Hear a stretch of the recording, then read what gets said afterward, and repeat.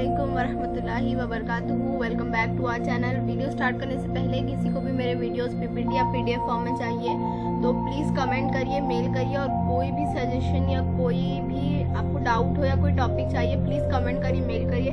आज जो है हम 9th स्टैंडर्ड का ज्योग्राफी का फर्स्ट चैप्टर दर्जाबंदी वाले नक्शे पढ़ने वाले, तो चलिए फिर वीडियो स्टार्ट करते हैं।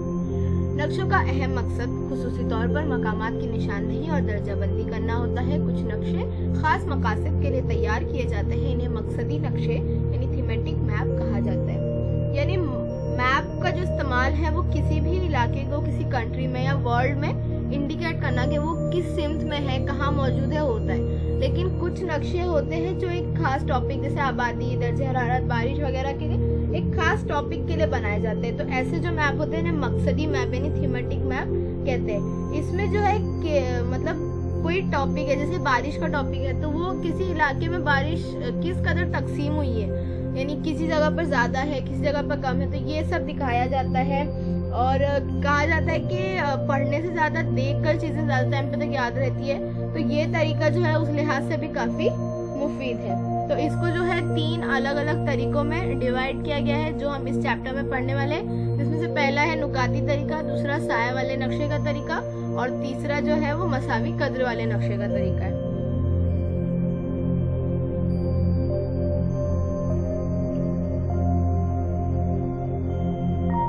तो दर्जाबंदी वाले नक्शों को 3 ज़ैली किस्मों में तकसीम किया गया है। पहला है नुकाती तरीका। इसमें क्या किया जाता है, किसी भी आंकड़ों या शुमारियात जो हिसाब होते हैं उसके हिसाब से अलग अलग इलाकों में जो तादाद होती है उसको नुक्तों के जरिए जाहिर किया जाता है। और ये जो है सिर्फ शुमारियाती मालूमात यानी स्टैट्स के बेस पर बनाए जाते हैं। किसी भी इलाके में जिस तरह से आंसर तकसीम हुआ है उसी तरह से नक्शे में भी उसकी दर्जाबंदी की जाती है। मसलन आबादी है, हैवानात और नबातात की तादाद वगैरह जो है वो इसमें दिखाया जाता है। और इसमें जो है जो नुक्तों का इस्तेमाल किया जाता है उसको एक रेंज, एक कदर दी जाती है, उसकी सेट की जाती है। जैसे एक नुक्ता जो है वो 10,000 लोगों के बराबर है, ऐसा कुछ बताया जाता है। और जैसे जैसे ये रेंज बढ़ती जाती है वैसे वैसे नुक्ते की साइज भी बढ़ती जाती है। और इसके अलावा इसमें इलाके का जोग्राफियाई खाका, आबी ज़खायर, ज़राए नक़्ल अमल वगैरह अनासिर की तकसीम का ख्याल रखते हुए नुक्ते लगाए जाते हैं। देही यानी गाँव के जो इलाके हैं उनको नुक्तों के जरिए जाहिर किया जाता है, जबकि जो शहरी आबादी है उसको दायरे के जरिए जाहिर किया जाता है। जो अंसर इलाके में आजादाना तौर पर बिखरा होता है ऐसे अंसर की दर्जाबंदी के लिए नुकाती तरीका ज्यादा मुफीद है।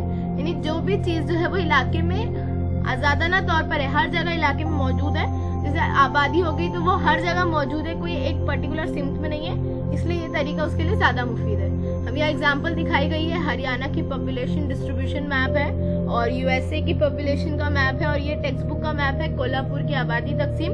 ये आप देख सकते हैं कि गांव के लिए जो है रेड डॉट के छोटे छोटे रेड डॉट का इस्तेमाल किया गया है, जबकि शहरों के लिए पिंक कलर के बड़े बड़े दायरों का इस्तेमाल किया गया है। तो इस पे बेस हम एक मैप सॉल्व करेंगे। यहाँ पर आप देख सकते हैं जिला अमरावती की आबादी की तकसीम बताई गई है, और अशारिया में जो है देही आबादी के लिए नुक्ते का इस्तेमाल किया गया है, जिसकी जो कदर है वो 10,000 फी नुक्ता बताई गई है। इसके अलावा शहरों के लिए अलग अलग साइज के सर्कल का इस्तेमाल किया गया है, जिसको 50,000, 1 लाख, 2 लाख और 5 लाख की तरतीब दी गई है। अब पहला सवाल है अमरावती शहर की आबादी कितनी है। तो यहाँ पर शहर पूछा है, इसलिए हम सर्कल को देखेंगे। तो यहाँ मैंने ब्लैक कलर के बॉक्स में इंडिकेट की हूँ, ये सर्कल जो है 5 लाख की कदर रखते हैं, इसलिए अमरावती शहर की आबादी 5 लाख है। नक्शे में 1 लाख की आबादी वाले जगह के नाम बताइए। तो अचलपुर के साथ जो सर्कल है वो 1 लाख की कदर रखते हैं, इसलिए अचलपुर जो है वो 1 लाख की आबादी वाली जगह है। और जिले की किस सिंध में आबादी की तकसीम बहुत कम है, तो यहाँ पर हम देखेंगे तो शुमाल की सिंध में नुक्तों की तादाद कम है, यानी वहाँ पर आबादी की तकसीम बहुत कम दिखाई गई है। सेकंड है साए वाले नक्शे का तरीका। ये नक्शा बनाते वक्त इकाइयों की पैमाइश और मुआयना वगैरह जो जराए होते हैं उनसे मुहैया शुमारियाती मालूमात आंकड़ों के जरिए बनाया जाता है। इसमें जो है हर इलाके के छोटे छोटे हिस्सों को मसावी कदर दी जाती है, और इसमें जो है 5 से 7 ग्रुप बनाए जाते हैं, और इन ग्रुप्स को जो है एक ही कलर के अलग अलग शेड या ब्लैक एंड व्हाइट खाकों के जरिए इंडिकेट किया जाता है। अब जैसे जैसे ग्रुप की साइज बढ़ेगी, जैसे अगर 1 से 10 का ग्रुप है तो उसको कोई लाइट कलर दिया जाएगा। अगर 50 से 60 का ग्रुप होगा तो यानी जैसे जैसे वो बढ़ता जाएगा कलर का शेड भी डार्क होता जाएगा, यानी बढ़ती कदर के साथ ये खाका गहरा होता जाता है और उस हिस्से की कदर के जरिए नक्शे पर उतारा जाता है। जैसे आप यहाँ मैप में देख सकते हैं, जिला अमरावती आबादी की कसाफत को जो है सियाह व सफेद खाकों के जरिए दिखाया गया है। जो इलाकों में कम आबादी है वहाँ पर जो है खाकों को दूर दूर बनाया गया, जबकि जहाँ ज्यादा है वहाँ नजदीक नजदीक बनाया गया। इसके अलावा यहाँ वर्ल्ड मैप में भी दिखाया गया है कलर्स के अलग अलग शेड इस्तेमाल करके। और यहाँ भारत में जो है बारिश की औसतन बारिश को जाहिर किया गया है। जहाँ ज्यादा बारिश होती है वहाँ डार्क ब्लू कलर का इस्तेमाल किया गया है। अब इस पे बेस एक मैप देख लेंगे। जिला अमरावती आबादी की कसाफत, उन तालुकों के नाम बताइए जिनकी आबादी की कसाफत 301 से 400 फी मुरब्बा किलोमीटर है। तो यहाँ आप अशारिया में अगर देखेंगे तो 301 से 400 को जो है डार्क पिंक से थोड़ा लाइट कलर इंडिकेट किया गया है, तो उसके हिसाब से आप जगह के नाम लिख सकते हैं। तालुका अमरावती की आबादी का गुंजानपन कितना है, तो अमरावती जो है वो डार्क पिंक से इंडिकेट है, यानी उसकी आबादी 400 से ज्यादा है। और उन तालुका के नाम बताए जिनकी आबादी का गुंजानपन 300 फी मुरब्बा किलोमीटर से कम है। तो यहाँ पर 101 से 200 और 100 से नीचे वाले इलाकों को लाइट पिंक और लाइट पिंक से थोड़ा डार्क पिंक जो है वो इंडिकेट किया गया है, तो इसके लिहाज से आप लिख सकते हैं। थर्ड है मसावी कदर के नक्शे का तरीका।